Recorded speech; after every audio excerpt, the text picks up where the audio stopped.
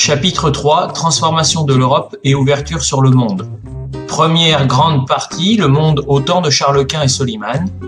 Et la problématique, quelle transformation le monde connaît-il au cours des 15e et 16e siècles? Premier point, la Méditerranée au 15e et 16e siècle. Deux empereurs règnent sur la Méditerranée à cette époque.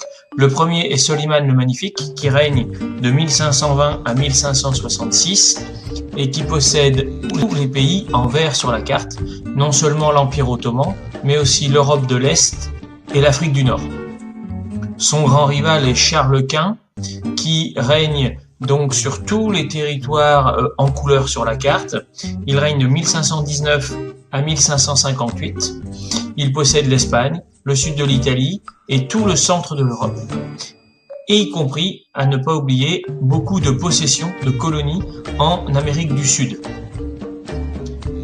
Si l'on regarde ces deux cartes, on voit bien que les possessions de Charles Quint en rose et les possessions de Soliman en vert encadrent la totalité de la Méditerranée.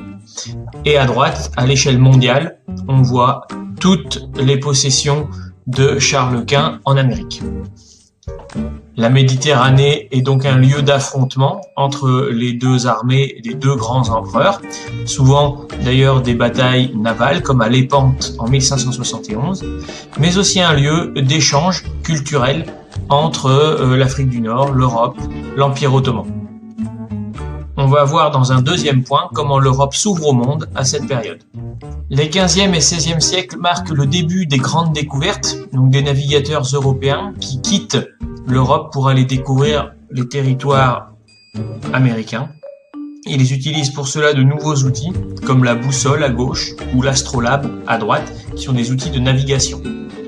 Un nouveau bateau est aussi utilisé, il s'appelle la caravelle. Il est facilement maniable et on peut le remplir d'énormément de marchandises pour revenir en Europe.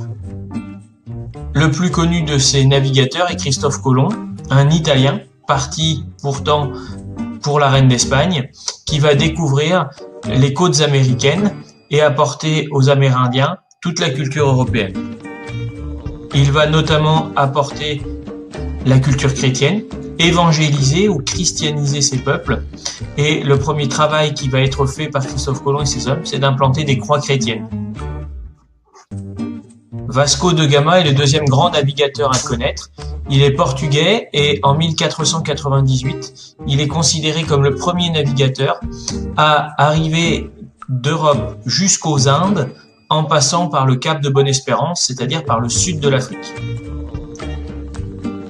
Fernand de Magellan, lui, part aussi du Portugal et accomplit l'exploit entre 1519 et 1522 à être le premier navigateur à réussir un tour du monde accompagné de son lieutenant qui s'appelait Elcano. On voit sur cette carte le trajet du tour du monde en partant d'Europe, puis par l'Amérique du Sud, en arrivant en Asie, en repassant par le cap de Bonne-Espérance au sud de l'Afrique. C'est à cette période compliquée que le monde est divisé entre portugais et espagnols.